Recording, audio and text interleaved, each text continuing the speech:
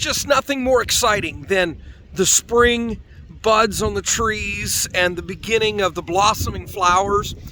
And what's most exciting is finally being able to go back to the woods for a trailside snack or to prepare an entire meal. So let's take a look at some wild edibles that are ready for you right now. Since we're walking by, we might as well give some attention to these wild black raspberries. These early leaves are excellent for making raspberry tea. The vines can also be used for tea in all seasons.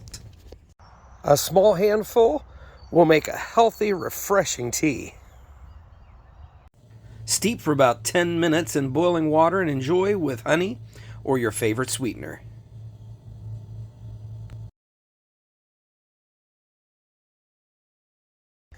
Look at that. The spring beauty.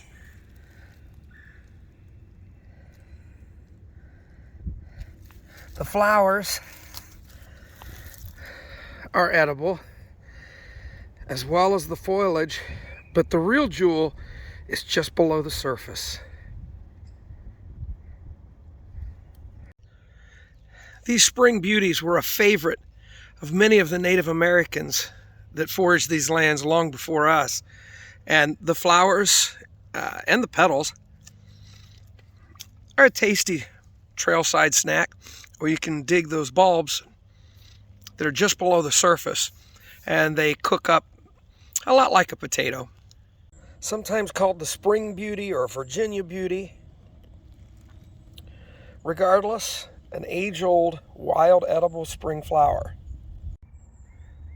That's the Claytonia virginica, sometimes called the fairy spud, for the bulb-like fruit that's under the ground. This one is a foraging favorite of mine because of the bulb that's a potato-like consistency, loaded with carbohydrates and antioxidants and vitamins and minerals from the earth. These things take a lot of work. So you want to find as large a grouping of the flowers as you can, dig around them and pull that clump of earth. And as you just kind of shake the dirt away, you'll find these bulbs. And those bulbs is really what you want to save. And so you can pull those aside. This is a small clump. I did find a couple of other smaller groupings. But when you find these in larger, tightly compacted groups, that's really the best find.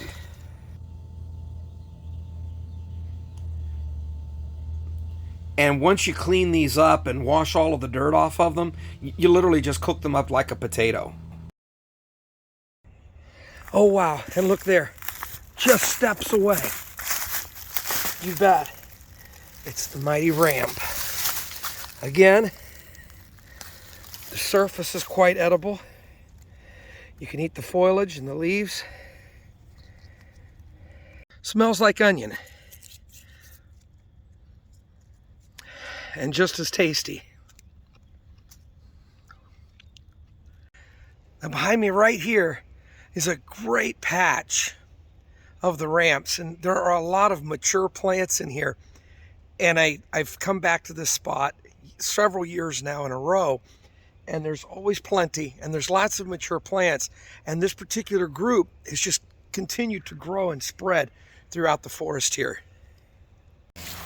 And this is another one that takes quite a bit of effort. You just want to find a tight grouping of the plants and then take your shovel and go all the way around them and lift the clod out of the ground and then loosen the bulbs from the soil.